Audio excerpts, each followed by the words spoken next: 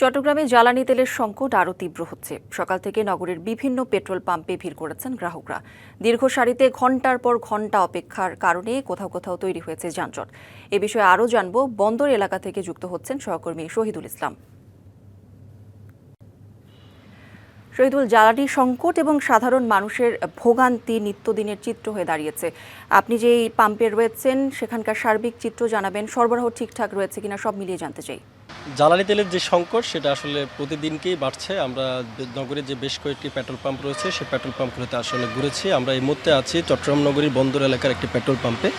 আপনি দেখতেই পাচ্ছেন এখানে দীর্ঘ যে গাড়ির লাইন সেটা এখনও আছে এবং এই পেট্রোল পাম্প কর্তৃপক্ষ এখনো পর্যন্ত আসলে পেট্রোল পাম্পটি উন্মুক্ত করে দেওয়া হয়নি। তার কারণ তারা বলছেন যে তারা দুপুরের পরেই আসলে পেট্রোল পাম্প থেকে তেল দেওয়া শুরু হবে। এটার কারণ হিসেবে তারা বলছেন এই পেট্রোল পাম্পের আজকে ম্যানেজার অসুস্থ এবং তিনি হাসপাতালে আসলে ভর্তি রয়েছেন এবং এই হাসপাতালে ভর্তি থাকার কারণে যেহেতু ওনার কোনো ব্যাকআপ ম্যানেজার নেই, সেই হিসেবে তারা আসলে বলেই দিয়েছেন এখানকার যে গ্রাহকরা আছে তাদেরকে দুপুরে তেল দেওয়ার কথা তারা বলে দিয়েছেন এবং তারা বলছেন যে পাম্প কর্তৃপক্ষ যেটি বলছেন তাদের আসলে গ্রাহকদের বলে দেওয়ার পরেও আসলে তারা এখানে দীর্ঘ লাইনে দাঁড়িয়েছেন এবং তাদের যে আরেকজন ব্যাকআপ ম্যানেজার রয়েছেন তিনি আসলে তার বাসা থেকে আসছেন। যতক্ষণ পর্যন্ত তিনি বাসা থেকে পেট্রোল পাম্পে উপস্থিত হবেন না ততক্ষণ পর্যন্ত আসলে তেল দেওয়া শুরু হবে না।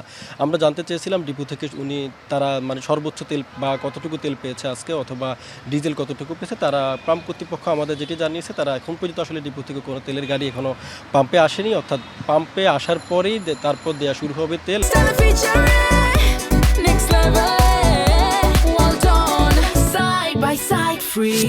এবং তাদের যে ব্যাকআপ ম্যানেজার রয়েছে তিনি পাম্পে উপস্থিত হলে তারপর আসলে তেল দেওয়া শুরু করবেন।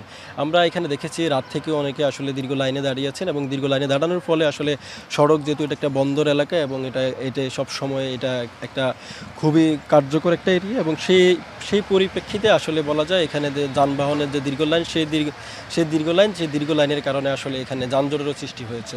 তো সব মিলিয়ে বলা যায় চট্টগ্রামের যে জ্বালানির সংকট সেটা দিনকে দিন তীব্র থেকে তীব্রতর হচ্ছে এবং আজকে একটু পরে এখানে চট্টগ্রামে জ্বালানি ও বিদ্যুৎ মন্ত্রী এবং প্রতিমন্ত্রী আসার কথা রয়েছে। তারা আসলে এবং তাদের থেকে আমরা শুনতে পারবো আসলে জ্বালানি তেল বা ডিজেল সংকটের আসলে কোনো নিরসনে তারা আসলে কোনো সরকার কোনো পদক্ষেপ নিচ্ছে কিনা।